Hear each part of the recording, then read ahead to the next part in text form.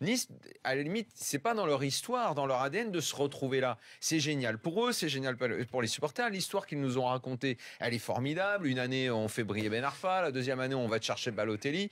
C'est plein de trouvailles, c'est très bien géré. Julien Fournier, River travaillent très bien. Tout est super, mais limite, ils sont là par accident. Quand tu vois que ce soir, ils alignent Malang-Sarr. Je peux pas dire ça. Non, mais, c'est un peu dur. Moi, je trouve que c'est un peu dur. C'est pas du tout dur ce que je dis. Par accident, c'est pas dire que c'est négatif. Non, peut-être c'est un changement de dimension. Peut-être on est au début de quelque chose de nouveau. Le changement de dimension, ils vont le faire avec quoi le changement de dimension? Ils n'ont pas les moyens de faire un changement de dimension. Alors, non, attends. Déjà, si tu enlèves l'année où ils jouent la relégation avec Puel, l'avant-dernière année de Puel, où ils sont vraiment malchanceux, il y a plein de blessés, Sivelli et Zvitanic font un tiers des matchs de l'année. Si tu fais, ça fait 1, 2, ça fait 3 fois dans le top 5.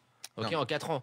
T'as un budget qui a quand même augmenté. Tu regardes le budget, il est en progression constante. Donc, ça n'est pas donc, ce que je dis n'est pas méchant, c'est au contraire un compliment que je fais à Nice. Avoir été là où ils sont, c'est grâce à leur excellent travail, et à leur trouvaille au recrutement. Mais encore une fois, quand arrive la Ligue des Champions, c'est bien beau tout ça, notre petite tambouille Ligue 1. Quand arrive l'Europe, comme l'année dernière, ils ont décidé, on fait l'impasse sur l'Europe parce que on peut jouer que le championnat, on n'a pas l'effectif pour faire les deux. Quand arrive le play-off, ils se retrouvent face à Naples. En plus, ils n'ont pas de bol au tirage.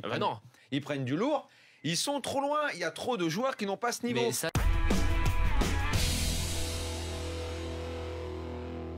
Non, faut quand même le dire. Ils n'ont pas eu de chance. C'est Naples quand même. C'est le pire des tirages. Ils prennent une équipe un peu plus abordable, ils vont en phase de poule. Ils sont en phase de poule. Et puis surtout, attention les gars. Les gars, regardez l'équipe qui arrive troisième. Les deux latéraux, ils sont plus là. T'avais Cyprien, il est blessé. T'avais un Balotelli qui t'avais Belanda. Tout ça, ça fait partie. Tout ça, ça fait partie des limites. C'est plus la même équipe. Tout ça, c'est surtout ça. Ça fait aussi partie des limites. Si jamais ils ont du bol au tirage, ils prennent, je sais plus qui y avait dans ce playoff. Celtic. Bon, en même temps, il n'y avait pas de super bon tirage à prendre. Il y avait le CSKA Moscou, Sporting. Franchement, c'était pas gagné non plus. Je vous le dis. Non. Contrairement à ce qu'on a pensé. Bref, imagine ils le font. Déjà, en plus, contre l'Ajax, ça avait été extrêmement dur, le but à l'arrache à la fin du match.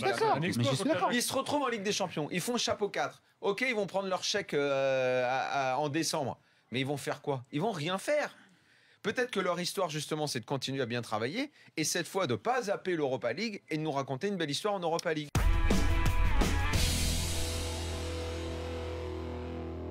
Cet été, l'intérêt de la Juve était toujours là. Ils voulaient un milieu d'expérience avec un impact physique qui pouvait aussi se projeter, aller dans la surface et qui pouvait aider à changer un milieu parfois de jouer à 2, jouer à 3. Il y avait aussi un autre élément important, c'est que Paris devait vendre des joueurs. Bien sûr. Que mine de rien, il n'y en a pas beaucoup qui pouvaient rapporter cette somme-là au PSG.